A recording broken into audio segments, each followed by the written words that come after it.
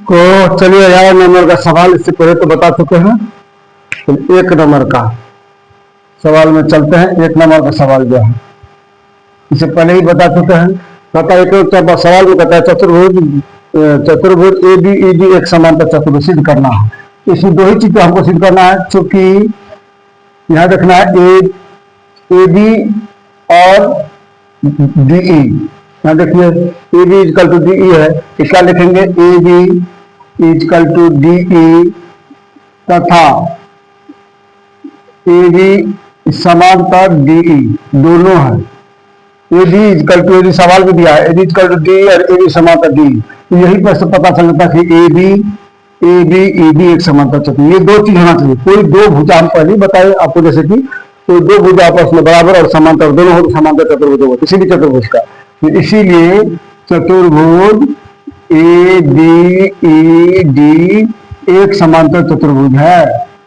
बस हो गया, समांतर चतुर्भुज का चतुर्भुज है। फिर दूसरा नंबर का सवाल में क्या कहता है देख लीजिए। तो चतुर्भुज बी ई एफ सी, क्योंकि यहां देख लीजिए फिर B E is equal to E F, B E is equal to क्या दिया है, बी ई इजकल टू कहाँ है, B C is equal to E F, यानी B C is equal to E F. तो बी सी देख लीजिए, बी सी इजकल टू ये B C is equal to E F और बी सी समांतर ई एफ। और यहाँ देख लीजिए B E is equal to B C is equal to E F और बी सी समांतर ई एफ, क्योंकि B C is equal to E F तथा बी सी समांतर ई एफ। इसीलिए क्या होगा, बी सी एफ ई या बी ई एफ सी, इसीलिए बी ई एफ सी एक समांतर चतुर्भुज है, एक समांतर चतुर्भुज है। ये भी प्रूव हो गया, ये भी प्रूव हो गया। तीसरा नंबर का सवाल क्या कहता है देख लीजिए। तीसरा सवाल कहता है ए डी समांतर सी एफ और A D equal to C F. A D समांतर, देखिए ए डी समांतर सी एफ। अब देखिए चूंकि बी सी ए डी बराबर डी ई, ठीक, तथा ए डी समांतर डी ई दोनों दिया गया है, समीकरण 1 मान लेते हैं। ए डी समांतर डी ई और ए डी समांतर ए डी बराबर डी ई है दो। और दूसरा चीज है फिर देख लीजिए C F equal to D E तथा सी एफ समांतर डी ई, दूसरा समीकरण हो गया। अब तो बी ई देखिए बराबर भी है एडी का, बी ई बराबर है एडी का, अब बी ई समांतर भी है एडी का, बी ई समांतर भी है एडी का। दूसरा यही बी ई जो है फिर बी ई बराबर है सी एफ का और बी ई समांतर है सी एफ का।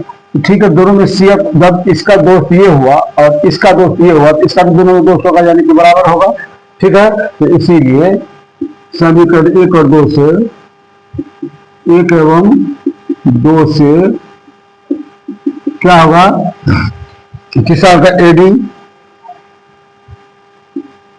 समांतर सी एफ तथा एडी बराबर सी F.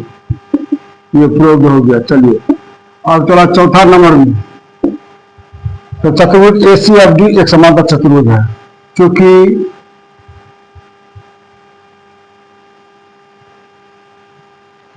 A C F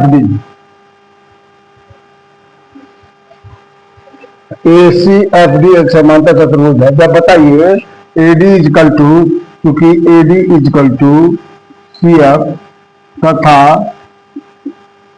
A D समांतर सी एफ है, इसीलिए ए डी एफ सी, इसीलिए ए डी एफ सी एक समांतर चतुर्भुज है, एक समांतर चतुर्भुज है।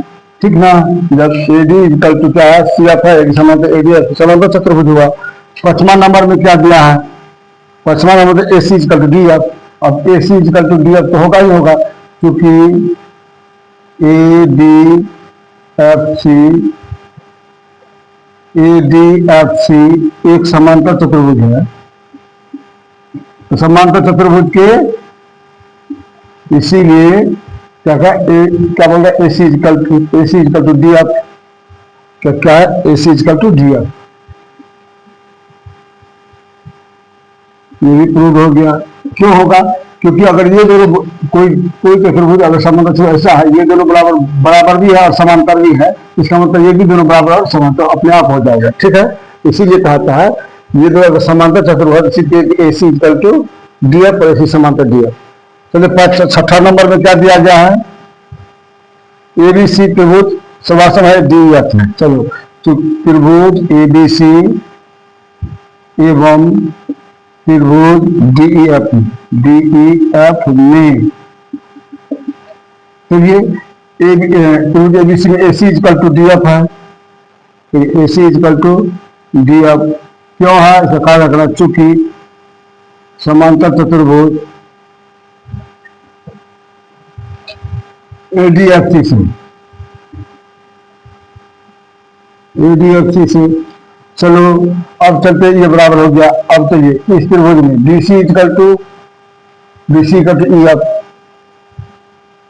BC इक्वल टू EF समांतर चतुर्भुज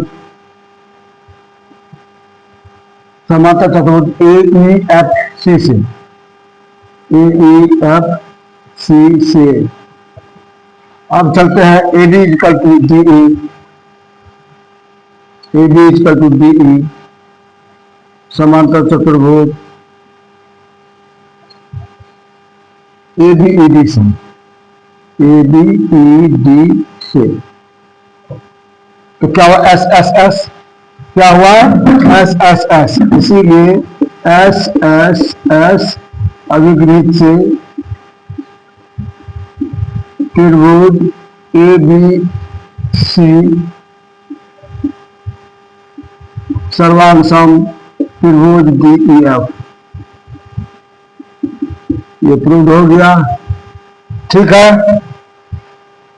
चलिए हम अगले सवाल में मिलते हैं।